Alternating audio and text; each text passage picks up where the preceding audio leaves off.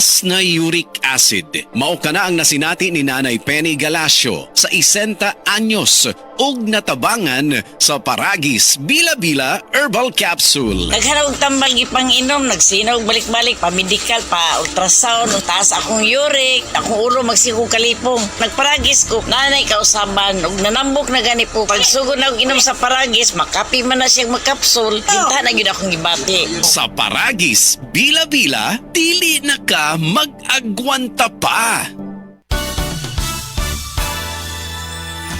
Life is short, so let's make it sweet. Ako si Jojo Javier, isang pastry chef. Physically challenging ang trabaho ko. Worth it kapag nakikita kong happy at satisfied ang clients ko. I feel inspired to work every day. MX3 Capsule, dito ako bilhin.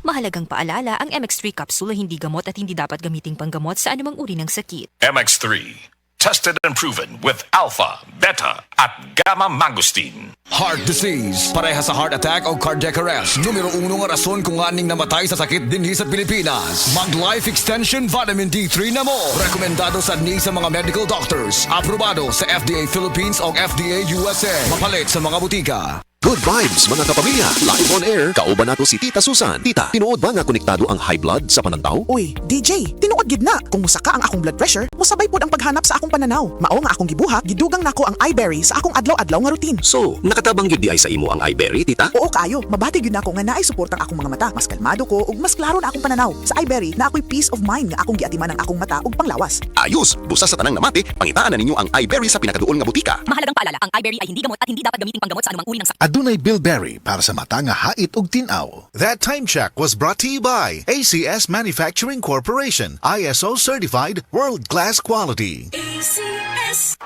The original Koi Herbal Capsule.